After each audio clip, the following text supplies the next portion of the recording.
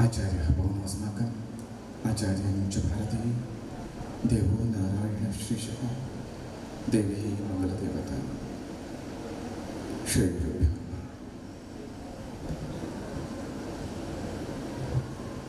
ಮಿಂಚ ಪದವಿನಲ್ಲಿ ಕಾವೇರಿಯಮ್ಮ ಮಹಾಲಿಂಗೇಶ್ವರ ಈ ಪವಿತ್ರ ಕ್ಷೇತ್ರದಲ್ಲಿ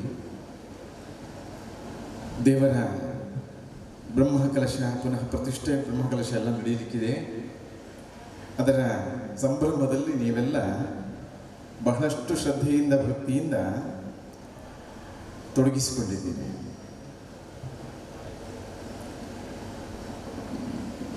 ಒಂದು ಯಾವುದೇ ಒಂದು ಹಣ್ಣಾಗಲಿ ಫಲವಾಗಲಿ ಯಾವುದೇ ಅದೊಂದು ಮರವಾಗಿ ಫಲ ಕೊಡುವಂಥದ್ದು.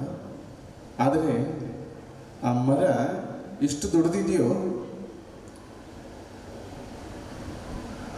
ಅದರ ಆಗಮನ ಎಲ್ಲಿಂದ ಆಯಿತು ಅಂದರೆ ಬೀಜದಿಂದ. ಇಷ್ಟು ಸಣ್ಣ ಬೀಜದಿಂದ ಎಷ್ಟು ದೊಡ್ಡ ಹೆಮ್ಮರ ಆಗುತ್ತದೆ.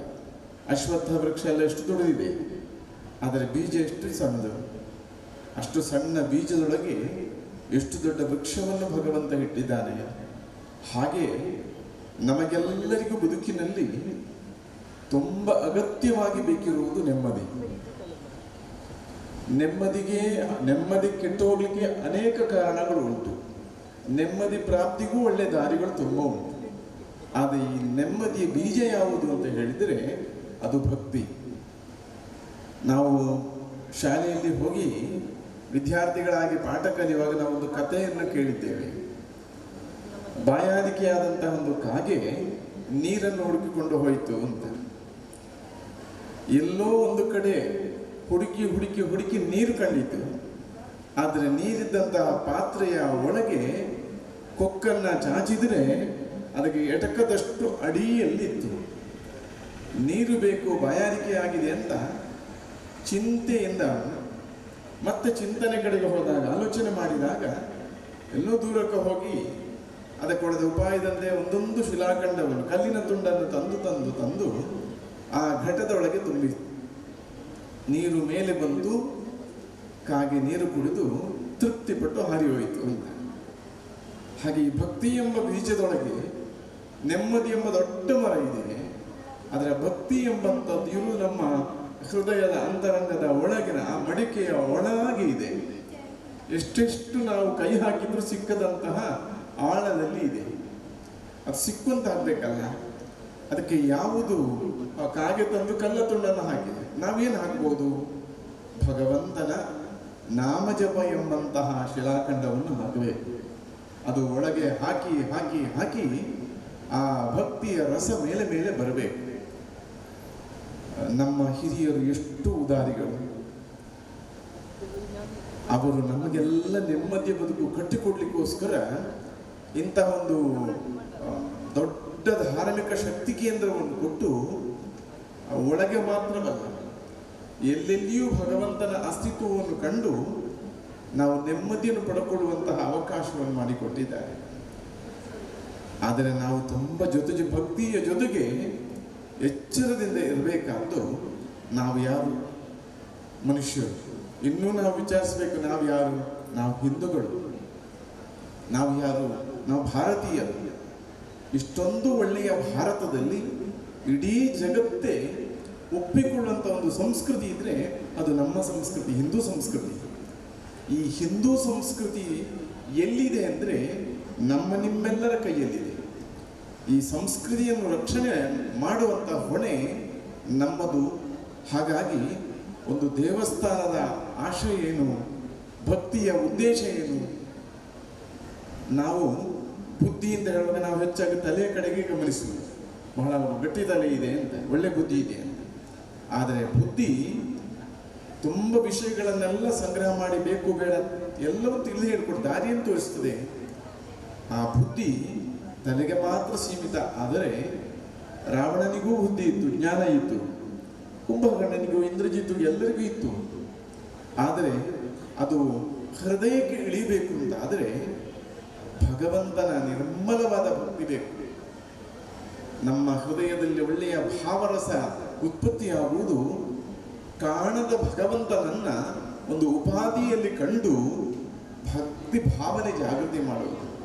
ಇಂತಹ ಕೆಲಸವನ್ನು ಮಾಡುವ ಜೊತೆಗೆ ನಮ್ಮ ಅಂತರಂಗದ ಭಾವ ಎದ್ದಾಗ ಏನಾಗುತ್ತದೆ ಅಂದರೆ, ನಮ್ಮ ಋಷಿ ಮುನಿಗಳೆಲ್ಲ ತಪಸ್ಸು ಮಾಡಿದ್ದು ಯಾಕೆ ಅಂತ ಹೇಳಿದ್ರೆ ಆತ್ಮೋದ್ಧಾರಕ್ಕಾಗಿ ಅಲ್ಲ. ಲೋಕದಲ್ಲಿ ರಾಕ್ಷಸರ ಹಿಂಸೆ ಹೆಚ್ಚಾದಾಗಲೂ ದೇವರು ಹೋಗಿ ದೇವರನ್ನ ಮೊರೆ ಹೊಕ್ಕು ದೇವರನ್ನ ಅವತರಿಸುವಂತೆ ಮಾಡಿದ ಇತಿಹಾಸ ನಮ್ಮದು. ಹಾಗಾಗಿ ಋಷಿ ಮುನಿಗಳೆಲ್ಲ ಲೋಕ ಕಲ್ಯಾಣಕ್ಕಾಗಿಯೇ ಬದುಕಿದ್ದು. ದೇವಸ್ಥಾನವನ್ನೇ ಗಮನಿಸಿ, ಇದರ ಉದ್ದೇಶವು ಸಮಸ್ತ ಜೀವರಾಶಿಯ ಒಳಿತು. ಈಗ ಇಲ್ಲಿ ಪುಷ್ಕರಣಿ ಉಂಟು ಅಂತ ಹೇಳಿದೆ, ಇದರಲ್ಲಿ ನಾನು ನೋಡಿದೆ ಒಳ್ಳೆಯ ವಿಷಯಗಳೆಲ್ಲ ಬರೆದಿದ್ದೀರಿ ನೀವು ಆರಂಭದಲ್ಲಿ.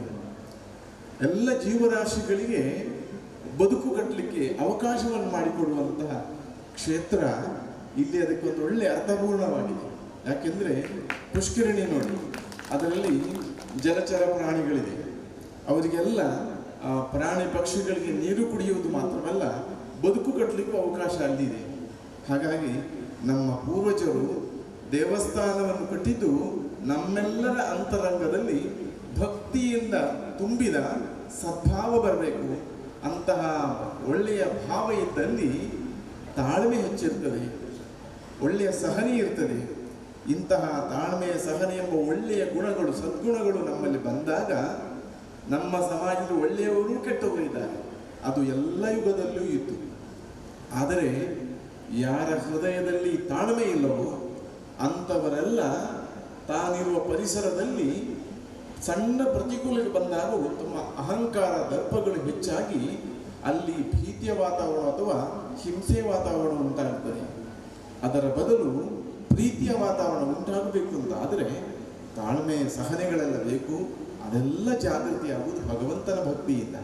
ಹಾಗಾಗಿ ಒಂದು ದೇವಸ್ಥಾನದ ಮೂಲಕ ನಾವು ಗಿಡ ಮರಗಳನ್ನು ನೆಟ್ಟು ಕಟ್ಟೆ ಕಟ್ಟಿ ಪೂಜೆ ಮಾಡುವುದು, ಪ್ರಾಣಿ ಪಕ್ಷಿಗಳಲ್ಲಿಯೂ ದೇವರನ್ನು ಕಾಣುವುದು, ಬದುಕಿಗೆ ಪರಸ್ಪರ ಉಪಕಾರ ಆಗುವಂತಹ ಎಲ್ಲದರಲ್ಲಿಯೂ ದೇವರನ್ನು ಕಾಣುವಂತಹ ವಿಶಾಲ ಸಂಸ್ಕೃತಿಯವರು ನಾವೆಂದೂ ಯಾರಿಗೆ ಹಿಂಸೆ ಮಾಡುವವರಲ್ಲ, ಹಿಂಸೆ ಮಾಡಬಾರದು. ಜಗತ್ತಿನ ಇತಿಹಾಸದಲ್ಲಿ ಬಹಳಷ್ಟು ಮತಗಳು ಬಂದು ಅವರ ಮತವನ್ನು ಬೆಳೆಸಲಿಕ್ಕಾಗಿ ಆಕ್ರಮಣ ಮಾಡಿದರೆ, ಹಿಂದೂಗಳಾದ ಭಾರತೀಯರಾದ ನಾವು ಯಾರ ಮೇಲೆಯೂ ಆಕ್ರಮಣ ಮಾಡಲಿಲ್ಲ.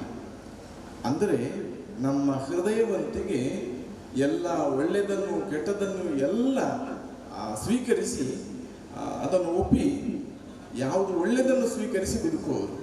ಸಮುದ್ರದಲ್ಲಿ ಮಳೆಗಾಲದಲ್ಲಿ ಕಸ ಕಡ್ಡಿಗಳೆಲ್ಲ ಸೇರಿದ್ದು ಒಮ್ಮೆಗದನ್ನು ಸ್ವೀಕರಿಸಿ ಆ ನೀರನ್ನು ಒಳ್ಳೆಯದನ್ನು ಸ್ವೀಕರಿಸಿ ಅದರಲ್ಲೂ ಕಸವನ್ನು ದಡಕ್ಕೆ ಹಾಕುವಂತೆ ನಮ್ಮಲ್ಲಿ ಸದ್ಭಾವ ಇದ್ದಾಗ ಹೊಂದಾಣಿಕೆ ಸುಲಭ. ಅವರಲ್ಲಿ ಅಲ್ಲಿ ಒಟ್ಟಿಗೆ ಸ್ವೀಕರಿಸುವುದು ಮೊದಲಾಗಿ, ಮತ್ತೆ ಅವರಲ್ಲಿರುವ ಕೆಟ್ಟದ್ದನ್ನು ತಿದ್ದುವುದು ಅಥವಾ ಅದನ್ನು ಬದಿಗೂ ಸರಿಸಿ ಅಂಥವನ್ನೆಲ್ಲ ಸ್ವೀಕರಿಸುವ ಮೂಲಕ ಸಮಾಜದಲ್ಲಿ ಸ್ವಾಸ್ಥ ಸಮಾಜವನ್ನು ನಿರ್ಮಾಣ ಮಾಡುವ ಕೆಲಸ ಮಾಡಬೇಕು. ನಮ್ಮಲ್ಲಿ ಯಾವ ಸಾಮರ್ಥ್ಯ ಇದ್ದರೂ ಆ ಸಾಮರ್ಥ್ಯದ ಸದ್ಬಳಕೆ ಆಗಬೇಕು. ನಾವು ಭಗವಂತನ ಈ ದೇವಸ್ಥಾನದಲ್ಲೇ ಇದ್ದರೂ ಸಹ ನಮಗೆ ಸದ್ಭಾವ ಜಾಗೃತಿ ಆಗಿಲ್ಲ ಅಂದರೆ ಅದಕ್ಕೆ ದಾಸರು ಉದಾಹರಣೆ ಹೇಳಿದ್ದಾರೆ. ಏರಿ ಫಲವೇನು ಶ್ರೀಶೈಲದ ಕಾಗೆಯಂತೆ, ಮಿಂದು ಫಲವೇನು ಮೀನು ಮೊಸಳೆಗಳಂತೆ. ಗಂಗೆಯನ್ನು ನೆನಪಿಸಿದ್ರೆ ಸಾಕು ಪಾಪ ಪರಿಹಾರ ಆಗ್ತದೆ. ಅಲ್ಲಿ ಹೋಗಿ ಮಿಂದು ಸ್ನಾನ ಮಾಡಿ ಶುದ್ಧನಾದರೆ ಪಾಪವೆಲ್ಲ ಪರಿಹಾರ ಆಗ್ತದೆ. ಆದರೆ ಅದೇ ಗಂಗೆಯಲ್ಲಿದ್ದಂತಹ ಮೀನು ಮೊಸಳೆಗೆ ಮಾತ್ರ ಪಾಪ ಪರಿಹಾರದ ದಾರಿಯೇ ಸಿಗಲಿಲ್ಲ. ಯಾಕೆಂದರೆ ಅದಕ್ಕೆ ತಾನಿರುವುದು ಗಂಗೆ ಮತ್ತು ಆ ಗಂಗೆಯ ಮಹತ್ವವನ್ನು ತಿಳಿದಿಲ್ಲ. ಹಾಗೆ ದೇವಸ್ಥಾನದಲ್ಲಿ ಈ ಗ್ರಾಮದಲ್ಲಿದ್ದ ನಾವು ದೇವರ ಮಹಿಮೆಯನ್ನು ತಿಳಿದು ನಾವು ಭಕ್ತಿಯನ್ನು ಮಾಡಬೇಕು. ಆ ಭಕ್ತಿಯ ಉದ್ದೇಶ ಏನು ಎಂಬುದನ್ನು ತಿಳ್ಕೊಳ್ಬೇಕು. ಅದೆಲ್ಲ ತಿಳಿದರೆ ಮಾತ್ರ ನಮಗೆ ಈ ದೇವಸ್ಥಾನ ಪವಿತ್ರವಾದದ್ದಾಗ್ತದೆ. ಹಾಗಾಗಿ ನಾವೆಲ್ಲರೂ ಇಂತಹ ಸತ್ಕಾರ್ಯದಲ್ಲಿ ನಮ್ಮ ದೇಹದಲ್ಲಿ ಹೃದಯ ಇದೆ, ಹಾರ್ಟ್ನ ಕೆಲಸ ಏನು? ಎಲ್ಲ ಕಡೆಯಿಂದ ರಕ್ತವನ್ನು ಸಂಗ್ರಹ ಮಾಡ್ತದೆ, ಅದನ್ನು ಇಡೀ ದೇಹದ ಭಾಗಕ್ಕೆ ರಕ್ತವನ್ನು ಹಂಚಿಕೊಡ್ತದೆ. ಹಾಗೆ ನಮಗೆ ಎಲ್ಲೆಲ್ಲಿಂದ ಏನೆಲ್ಲ ಒಳ್ಳೆ ಸಂಪತ್ತುಗಳೆಲ್ಲ ಬರುತ್ತದೆ ಅದನ್ನೆಲ್ಲ ಸ್ವೀಕರಿಸಿ ಬೇಕಾದಲ್ಲಿಗೆ ಬೇಕಾದ ಹಾಗೆ ಹಂಚಬೇಕು. ನಮ್ಮ ಸಂಪತ್ತು ಇಡೀ ನಮ್ಮ ಸಮಾಜಕ್ಕೆ ಒಳ್ಳೆಯ ಒಂದು ಅಂಗ ಅಂದರೆ ಹೃದಯ. ದೇವಸ್ಥಾನ. ದೇವಸ್ಥಾನಕ್ಕೆ ನಮ್ಮ ಸಂಪತ್ತುಗಳೆಲ್ಲ ಬಂದು ಸೇರಬೇಕು. ಅಲ್ಲಿಂದ ನಮ್ಮ ಗ್ರಾಮಕ್ಕೆ ಎಲ್ಲೆಲ್ಲಿ ಯಾರ್ಯಾರಿಗೆ ಏನೇನು ಅಗತ್ಯ ಉಂಟು, ಯಾರು ಬಡವರಿದ್ದಾರೆ, ಯಾರು ಉಪವಾಸ ಬಿಡ್ತಾರೆ, ಯಾರು ವಿದ್ಯಾಭ್ಯಾಸಕ್ಕೆ ಕಷ್ಟಪಡ್ತಾರೆ, ಯಾರು ಆರೋಗ್ಯದ ದೃಷ್ಟಿಯಲ್ಲಿ ಔಷಧಿಗೆ ಕಷ್ಟಪಡ್ತಾರೆ, ಹೀಗೆ ನಮ್ಮ ಗ್ರಾಮದಲ್ಲಿ ಯಾರು ಉಪವಾಸ ಬೀಳ್ತಾರೆ, ಇಂಥವರೆಲ್ಲರನ್ನು ಗುರುತಿಸಿ ನಮ್ಮೆಲ್ಲರ ಸಂಪತ್ತು ಇಲ್ಲಿ ಸೇರಿ ಇಲ್ಲಿಂದ ಗ್ರಾಮಕ್ಕೆ ಹಂಚಿ ಗ್ರಾಮದಲ್ಲಿ ಅವರೆಲ್ಲರೂ ಸುಖ ಶಾಂತಿ ನೆಮ್ಮದಿಯಿಂದ ಇರುವಂತೆ ಮಾಡಬೇಕು. ಆಗ ದೇವಸ್ಥಾನದಲ್ಲಿ ಪಂಚಯಜ್ಞ ಅಂತ ಹೇಳಿದೆ. ಈ ಯಜ್ಞದ ಅನುಷ್ಠಾನ ಆಗುವುದು ಈ ರೀತಿಯಲ್ಲಿ. ಹಾಗಾಗಿ ಇದೆಲ್ಲವನ್ನು ನಾವು ಕ್ಷೇತ್ರದಲ್ಲಿ ಸೇರಿ ಸಮಾಲೋಚನೆ ಮಾಡಿ ನಮ್ಮ ದೇವಸ್ಥಾನ ಜೀರ್ಣೋದ್ಧಾರ ಮಾಡಿದರೆ ನಮ್ಮ ಗ್ರಾಮವೂ ಜೀರ್ಣೋದ್ಧಾರ ಆಗುತ್ತದೆ. ಇಡೀ ಗ್ರಾಮದ ಅಳತೆಗೋಲು ಯಾವುದು ಅಂದರೆ ದೇವಸ್ಥಾನ. ಹಾಗಾಗಿ ದೇವಸ್ಥಾನ ಇಷ್ಟು ಸುಂದರವಾಗಿದೆ. ನಿಮ್ಮೆಲ್ಲ ಸಮರ್ಪಣೆ ಇಲ್ಲಿ ಸೇರಿದೆ. ಸಮರ್ಪಣೆಗೆ ಇಷ್ಟಕ್ಕೆ ಸೀಮಿತ ಆಗಬಾರದು. ಇಲ್ಲಿ ಇನ್ನೂ ನಮ್ಮ ಸಂಪತ್ತುಗಳನ್ನೆಲ್ಲ ಸಮರ್ಪಿಸುವ ಮೂಲಕ ನಮ್ಮ ಗ್ರಾಮದಲ್ಲಿ ಸೇವಾ ಕಾರ್ಯಗಳು ನಡೆಯುವಂತೆ, ಗ್ರಾಮ ಸುಭಿಕ್ಷವಾಗುವಂತೆ ಎಲ್ಲರೂ ಪ್ರಯತ್ನ ಮಾಡಿ ಇಡೀ ಗ್ರಾಮವೇ ಸುಂದರ ಗ್ರಾಮವಾಗಿ ಇದು ಅಭಿವೃದ್ಧಿ ಹೊಂದಬೇಕು. ಇಲ್ಲಿನ ಪ್ರಕೃತಿ ಸಂರಕ್ಷಣೆಯ ಕಾರ್ಯಗಳ ಬಗ್ಗೆ ಇಲ್ಲಿನ ಎಲ್ಲ ಭಕ್ತರಿಗೂ ಸಂಘಟಕರಿಗೂ ಅಭಿನಂದನೆಯನ್ನು ಹೇಳುತ್ತಾ, ನಮಗೆ ಮಠದಲ್ಲೇ ಕಾರ್ಯಕ್ರಮ, ಅದರ ಜೊತೆಗೆ ಮೊದಲೇ ಒಪ್ಪಿಕೊಂಡ ಇನ್ನೊಂದು ಕಾರ್ಯಕ್ರಮ ಕಾಸರಗೋಡಲ್ಲಿ. ನಾವು ತಂತ್ರಿಯವರ ಮಾತನ್ನು ಅವ್ರು ಮೊದಲೇ ನಾವು ಮಾತಾಡ್ಕೊಂಡಿದ್ದೇವೆ. ತಂತ್ರಿಯವರು ನೀವು ಮೊದಲು ಮಾತಾಡಿಬಿಡಿ ಅಂತ. ಅದು ಅವ್ರು ಹೇಳಿದ್ರೆ ನಿಮ್ಮ ಮಾತು ಕೇಳಿ ಹೋಗುದು ಅಂತ. ಈಗ ನಾನು ಸಿಕ್ಕಿ ಹಾಕ್ಕೊಂಡಿದ್ದೇನೆ, ಅವರ ಮಾತು ಕೇಳಿದ್ರೆ ನಾನು ಹೋಗುವಾಗಿಲ್ಲ. ಹಾಗಾಗಿ ಅವರ ಮಾತನ್ನು ಕೇಳಿಕೊಂಡೇ ಹೋಗುದು. ಯಾಕೆಂದ್ರೆ ಅವರಷ್ಟು ಪರಸ್ಪರ ನಾವು ಪ್ರೀತಿಯಿಂದ ಇರುವವರ ಕಾರಣಕ್ಕೆ ನಾವು ಅವರ ಮಾತನ್ನು ಕೇಳಿದ ಕೂಡಲೇ ನಿಮ್ಮಿಂದ ಬಿಟ್ಟು ಹೋಗ್ಲಿಕ್ಕೆ ಅನುಕೂಲ ಮಾಡಿಕೊಡ್ಬೇಕು ಅಂತ ಕೇಳ್ತಾ, ಮುಂದೆ ನಡೆಯುವ ಎಲ್ಲ ಕಾರ್ಯವು ದೇವರ ಅನುಗ್ರಹದಿಂದ ಸಾಂಗವಾಗಿ ನಡೆದು ದೇವರ ಸಾನ್ನಿಧ್ಯ ವೃದ್ಧಿಯಾಗಿ ತೊಡಗಿಸಿಕೊಂಡ ಎಲ್ಲ ಭಕ್ತರಿಗೂ ಅವರವರ ಇಷ್ಟಾರ್ಥವನ್ನು ಸಿದ್ಧಿಸಿ ಹಾಗೆ ಗ್ರಾಮ ಸುಭಿಕ್ಷವಾಗಲಿ, ದೇಶಕ್ಕೊಳಿತಾಗಲಿ, ಲೋಕಕ್ಕೊಳಿತಾಗಲಿ ಅಂತ ಹೇಳ್ತಾ ಕೃಷ್ಣ ಅರ್ಪಣಮಸ್ತು. ಸ್ವಾಮೀಜಿಯವರ ಪಾದಾರವಿಂದಗಳಿಗೆ ವಂದಿಸುತ್ತಾ, ಅವರು ಒಂದಷ್ಟು ಜ್ಞಾನದ ಮಾತುಗಳನ್ನು ನಮಗೆ ಒಂದು ಕೊಡ ತುಂಬಿಸಿಕೊಟ್ಟಾಗಿ ಕೊಟ್ಟಿದ್ದಾರೆ. ನಾವೆಲ್ಲರೂ ಆ ಜ್ಞಾನದ ಮಾತನ್ನು ನಾವು ಶಿರಸ ಪಾಲಿಸಿಕೊಂಡು ಈ ಬ್ರಹ್ಮಕಲಶೋತ್ಸವ ವೇದಿಕೆಯಲ್ಲಿ ನಾವೆಲ್ಲರೂ ಪುನೀತರಾಗೋಣ ಅಂತ ಹೇಳಿಕೊಂಡು